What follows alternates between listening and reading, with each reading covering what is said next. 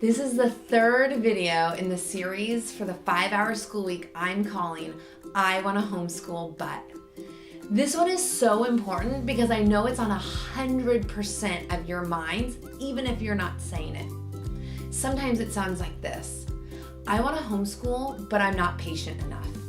What that really means is I want to homeschool, but I also want time for myself, which we often feel guilty just speaking out loud. So let me say it for you. It's absolutely 100% okay to want and need time for yourself. To get in the gym, to get the laundry done, to read that book, to get your journaling in. Whatever it is that you spend your time doing, especially if your kids are in school right now, you fear all of that time is going to disappear. You're going to hear me say this over and over. It's the main theme of the 5-hour school week. This is about living your best life with your kids, which means you're not supposed to stop living your life just because you began a homeschool journey. All right, so you're asking, how are we going to do this if our kids are home 24/7?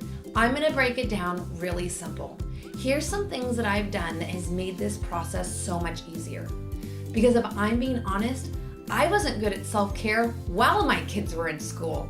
In fact, I've only gotten better at it while they've been home. And here's how. You need to set up support first and foremost. Whether it's with your spouse, having the ability to hire someone, joining a co-op, or just building a community of other homeschoolers that can help offer the support that you're gonna need. Because you're allowed to take some time off. In fact, I highly recommend it. One of the things that we recently started doing was we hired a senior at a local acting academy. She is incredible and she totally gets our philosophy and understands entrepreneurship and growth mindset, which is a huge plus. She has tons of energy, is crazy creative, and loves coming after school to hang out with my kids for a couple of hours. During that time, I go and I work out usually, or I write my blog, film these videos, or work on more content for the 5-hour school week. If you can afford hiring somebody, even if it's for only like 6 hours a week, 2 days a week for 3 hours, it will be a lifesaver. We also belong to a gym that has childcare. Huge help.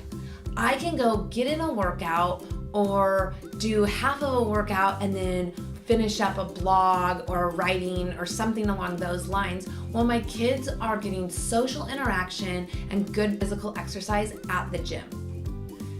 We belong to a free-to-learn co-op, which I know that these aren't in every community. You can look into agile learning centers or some charters and extensions of homeschools exist in lots of communities, and more are popping up literally by the month.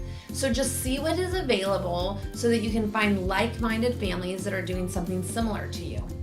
These families offer amazing support, and it's how I build in time into my day so that I can do the things that are important to me. Number 2, set a goal for yourself.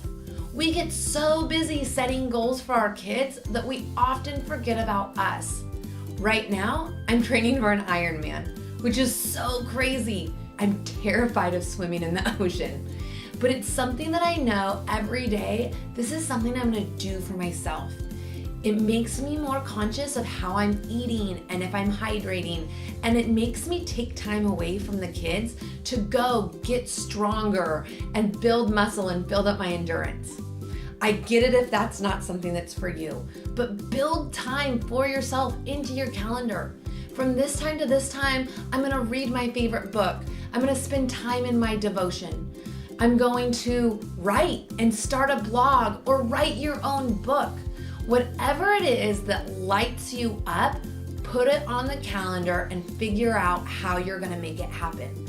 And I'm not talking about once a month or once every 2 months like I hear so many parents talk about. I'm talking about every single week, you should be learning and doing something for you. And this isn't selfishly. I say this to you because your kids are watching. So if you're doing something that fills you up, something that's educating your mind, something that's making your body stronger and healthier, you're telling them that that's important. You're giving them permission to do what lights them up. This topic is crazy, crazy important. I know because I've coached many people where this is the thing that comes up constantly. There's a million excuses why you don't have time. But when your kids are gonna be home all day with you, you have to make the time. You literally don't have a choice.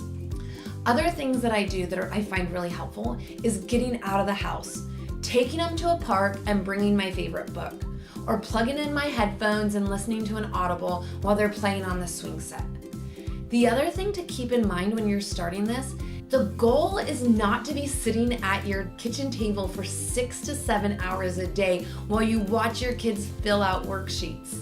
You're trying to raise independent human beings, which means independent learners. It may take time, I get it. I remember the beginning, really it was the first 6 to 9 months where I really had to lay out our days and say, okay, this is what you wanted to learn, so this is where we should start. And then I would walk away for a little while and then bring myself back to answer the questions. Here we are almost 3 years in, and my kids start their day and stop their day completely independently and on their own. We've built out a schedule and they know the process to walk through.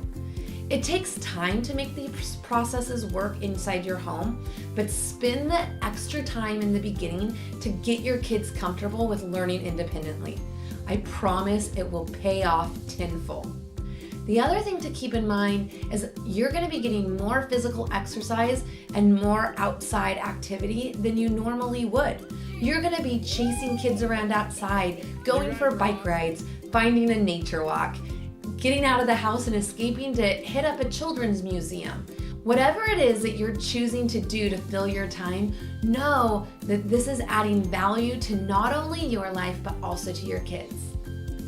So I hear you. I hear you say, I want to homeschool, but I don't have the patience for it, which equals, I can't imagine having my kids home all day, every day. Don't look at this as a prison sentence.